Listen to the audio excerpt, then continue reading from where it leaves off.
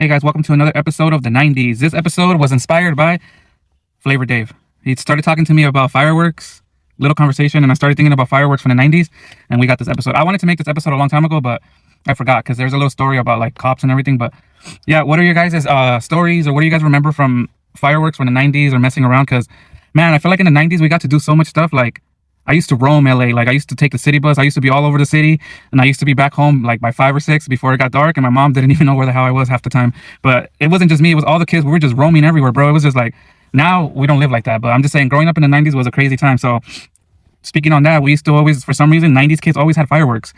Back in my day, the ones that were really popular were the Black Cats. I'm going to put them right here. It was a brand called Black Cats, and they made different ones. They had the firecrackers, the ones that came with like 50, I think it was like 50 or 100 firecrackers all tied up into a brick.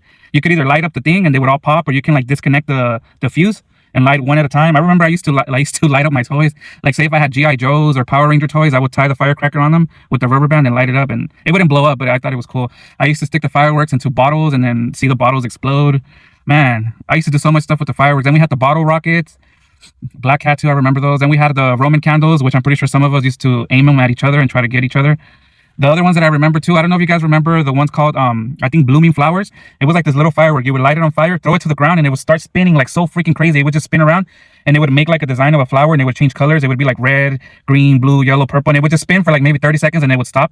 I remember the whole point of those, we would throw them on the floor, and then us kids, we would try to kick it while it was spinning. You would try to kick it at your friend, and then your friend would kick it back, and then you would kick it back. I don't know if you guys played that or even mess around with those fireworks, but those are some of my little stories about fireworks in the 90s, or the ones that and then the price for the firecracker, the Black Cats, I remember the little pack of like 50 or 100 was like 50 cents, bro. So like kids were buying fireworks like crazy, because I mean, you could ask your parents for a quarter or two or $1, and with $1 you can already buy 2 packs of fireworks. Yeah, so I used to grow up lighting up fireworks all the time with my friends. But so I used to live like, I always talk about I lived across from the liquor store. Well, on that same street, like on the same block, if I would go down maybe like 10 buildings down, there was a 99-cent store that sold all kinds of stuff. I don't know if you guys remember. I don't know if they still do it, but in the 90s when you would buy cigarettes, sometimes they would give you a free match, like the little booklet of matches, or you can buy the matches for like 5 cents. So it was for people that didn't have a lighter. They would just be like, hey, let me have a pack of matches for free. Some liquor stores would give it to you for free. Some would sell it to you for like 5 or 10 cents, like I said. Well, at the 99-cent store, they had a box, bro, for 99 cents. It was a box, and they had like maybe like 100 or 200 booklets of matches. So I bought it, bro. They sold it to me as a damn kid. I was like literally young, like in elementary. So they sold me like a box of like maybe like 100 or 200 booklets of matches, and I was over here like lighting up fireworks left and right. This one day I was just lighting them and lighting them and lighting them. I think specifically was the ones I told you, the Black Cats, and then I also had the bottle rockets shooting up.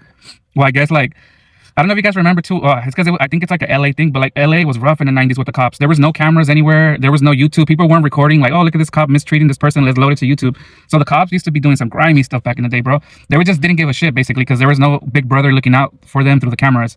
So this one time I'm lighting up like the fireworks, like I'm telling you, I think it was just me by myself, and then I was waiting for one of my friends to get out of school. Out of nowhere, like I'm lighting them up, and this freaking cop bros up on me, all freaking crazy. Like I'm talking about like, again, like out of a movie scene, like freaking just hits his brakes, gets out, and then freaking tells me, I think he told me like to drop what I had or whatever. I dropped it, and then he came.